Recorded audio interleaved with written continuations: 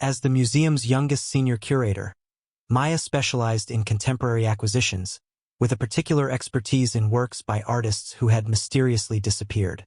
Her office, tucked away on the museum's fourth floor, was lined with research on painters, sculptors, and installation artists who had vanished at the height of their careers, leaving behind only their art and endless questions.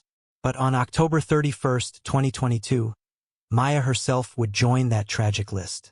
The case that consumed Maya's final months began with the arrival of the Blackwood Collection, 17 paintings donated by the estate of reclusive collector Edmund Blackwood, who had died alone in his mansion the previous spring. The paintings were unsigned, undated, and unlike anything Maya had encountered in her 15-year career. Each canvas depicted the same subject, a young woman who bore an uncanny resemblance to Maya herself. The woman appeared in different settings: a moonlit garden, an empty theater, a snow-covered cemetery, but her face remained constant. More disturbing, the paintings seemed to chronicle a story. In the first, the woman looked happy, almost radiant. By the final painting, her expression had transformed into one of profound terror. Maya's assistant, David Chun, was the first to comment on the resemblance. "It's eerie," he said, studying the paintings as they were unpacked in the restoration lab. "She could be your twin." Maya dismissed it as coincidence, but privately, she was shaken. The woman in the paintings didn't just look like her. She had the same small scar above her left eyebrow, the same slight asymmetry in her smile, even the same vintage ring Maya wore on her right hand.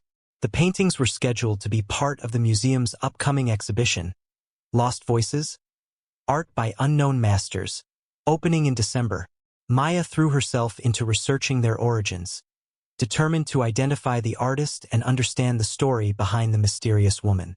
Her investigation led her to Edmund Blackwood's estate files, which revealed that he had been obsessed with artists who disappeared. His collection included works by dozens of painters who had vanished without trace. Some famous, others completely unknown. But the 17 paintings of the woman who looked like Maya were different. According to Blackwood's meticulous records, they had appeared in his collection gradually over the past decade, acquired from different sources, but all depicting the same subject. Most disturbing was Blackwood's final journal entry, dated 3 days before his death. "She's almost ready. The collection is nearly complete.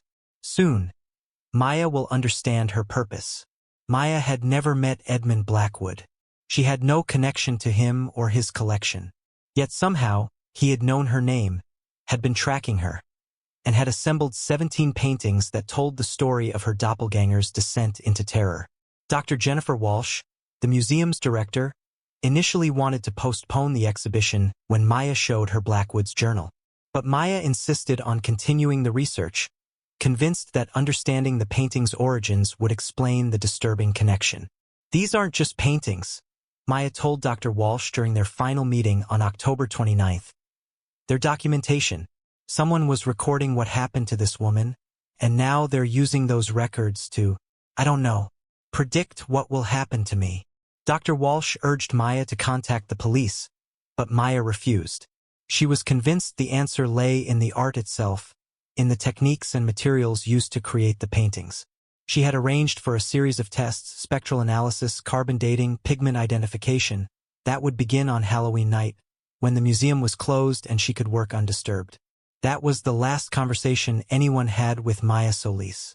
Security footage from October 31st shows Maya entering the museum at 8:47 p.m., using her keycard to access the restoration lab where the 17 paintings were stored. She was carrying her laptop bag, a thermos of coffee, and a small overnight case. She had told David she might work through the night to complete her analysis before the exhibition opening. At 9:15 p.m., Maya was captured on camera setting up equipment in the lab, arranging the paintings in chronological order based on the woman's gradually changing expression. She appeared calm, focused, completely normal. At 9:32 p.m., Maya connected her laptop to the museum's main database and began uploading high-resolution photographs of each painting. The digital files show 17 images, but when investigators later examined them, they discovered something impossible. The woman in the paintings was no longer the unknown subject from Blackwood's collection. She was Maya. Every painting now showed Maya Solis herself. Not someone who resembled her, but Maya exactly as she appeared that night, wearing the same clothes, the same expression, even the same subtle changes in posture captured by the security cameras. The paintings had somehow rewritten themselves, replacing their original subject with Maya's image. But the security footage revealed something even more disturbing. At 10:23 p.m., Maya suddenly stopped working and turned toward the paintings with an expression of recognition and growing horror. She approached the 17th canvas, the one showing the woman in a state of absolute terror, and raised her hand to touch the paint. The moment her fingers made contact with the canvas, Maya's image appeared in the painting. But Maya herself was gone. The remaining security footage shows an empty restoration lab. Maya's coffee was still warm, her laptop was still running, her equipment was still recording data. But Maya had simply vanished, as if she had been absorbed into the painting itself. The investigation that followed became one of the most complex missing persons cases in Boston's history. Detective Rachel Santos, who had handled unusual disappearances before, found herself confronting evidence that challenged every assumption about reality and art. "I've seen people vanish," Detective Santos told reporters. "But I've never seen someone vanish into a painting." The security footage is clear. Maya Solis entered the lab as a physical person and left as a two-dimensional image. Digital forensics experts analyzed the museum's computer systems, searching for evidence of tampering or manipulation. They found none. The painting's transformation from unknown subject to Maya's image had occurred organically, captured in real time by multiple security cameras from different angles. Dr. Margaret Torres, an art historian specializing in supernatural phenomena in art, was brought in to consult on the case.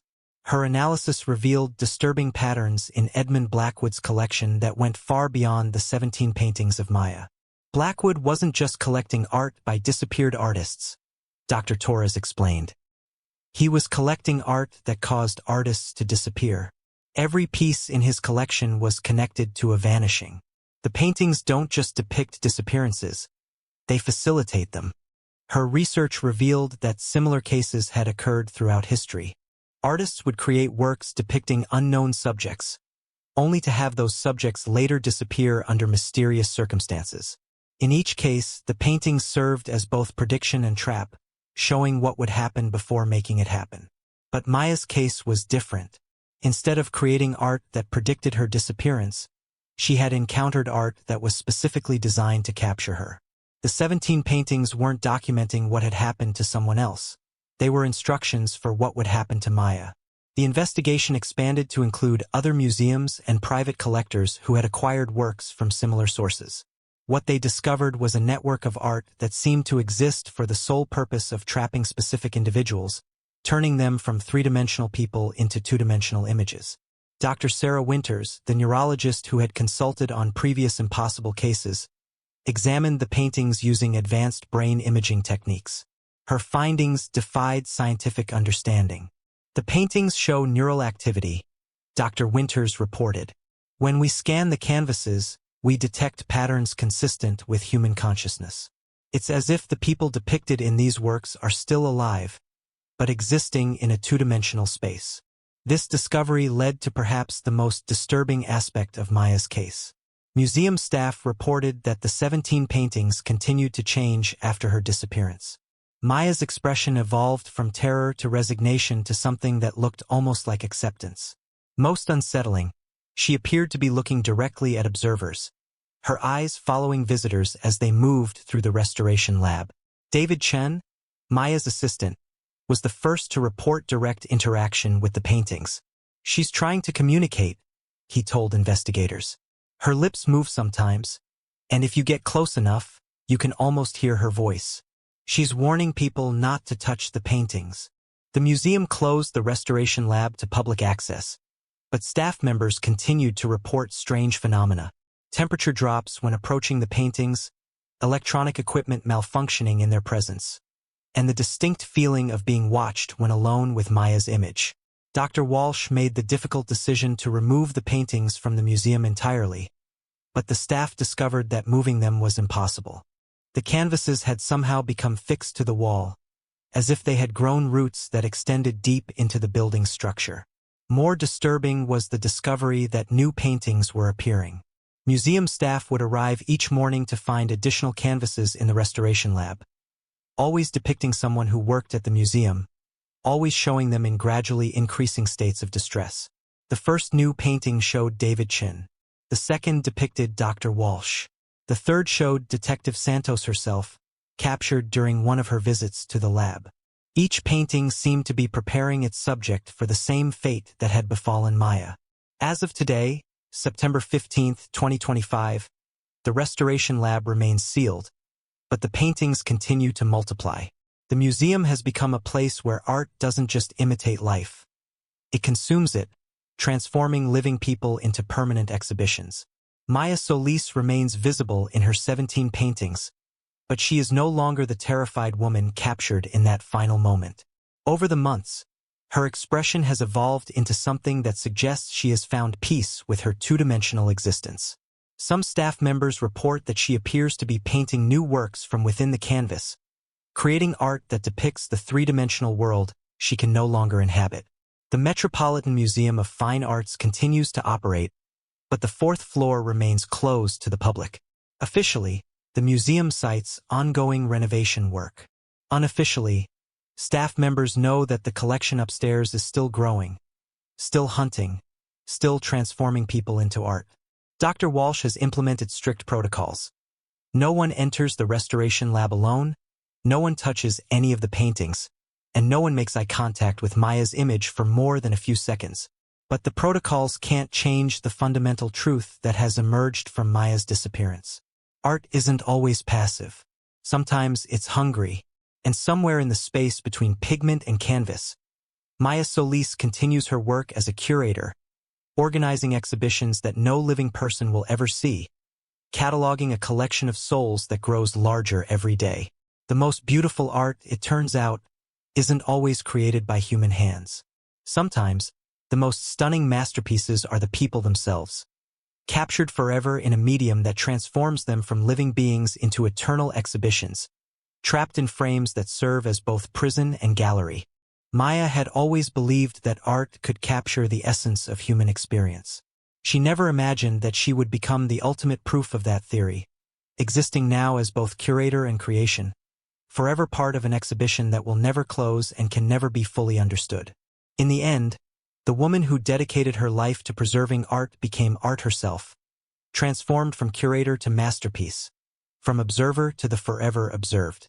The Metropolitan Museum of Fine Arts stands today as it always has, welcoming visitors to explore the beauty and mystery of human creativity. But on the fourth floor, behind sealed doors, a different kind of exhibition continues, one where the line between art and artist has been erased entirely, where the collection grows not through acquisition but through absorption, and where the most dedicated curator in the museum's history continues her work from within the very paintings she once studied. Maya Solis found her calling in art, and art, it seems, has found its calling in her.